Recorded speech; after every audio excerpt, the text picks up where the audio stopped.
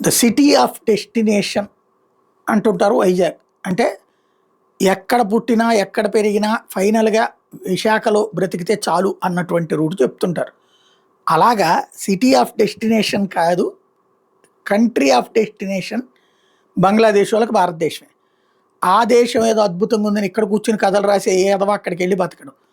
అక్కడ బతకడానికి ఉపాధి అవకాశాలు లేకనే కదా ఈ దేశానికొచ్చింది చొరబాటుదారులు. ఏదో ఒక చిన్న పని చేసుకుంటున్నామండి మేము, పొలం పనులు చేస్తాం, లేకపోతే గనక ఇంకో పని చేస్తాం, ఇంకో పని చేస్తాం అని ఉంటుంది. ఇప్పుడు కథ మారుతున్నటువంటి పరిస్థితి. బంగ్లాదేశీ బ్యాచ్‌ని ఎప్పుడైతే బెంగాల్ నుంచి తరిమేస్తున్నారో, వెనక్కి తిప్పి పంపుతున్నారో, లేకపోతే డిటెన్షన్ క్యాంపుల్లో పెడుతున్నారో, ఆ బ్యాచ్ అంతా సౌత్‌కి వలసొచ్చేస్తుంది.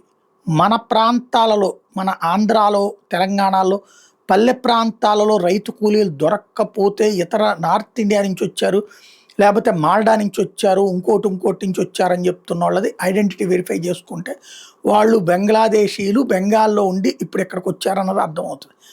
అట్లాగే కర్ణాటకలో అదే జరుగుతోంది, మైసూర్లో అదే జరుగుతోంది. ఏదో ఆధారాలు అడుగుతాం, వాళ్ళు ఆధార్ కార్డు చూపెడతారు, బ్యాంక్ అకౌంట్ బుక్ చూపెడతారు, ఓటర్ ఐడి కార్డు కూడా చూపెడతారు బెంగాల్. కానీ వాళ్ళు బెంగాల్లో ఉండకుండా ఇక్కడికి ఎందుకు వస్తున్నారన్నదే ఆలోచించాల్సిన అవసరం ఉంది.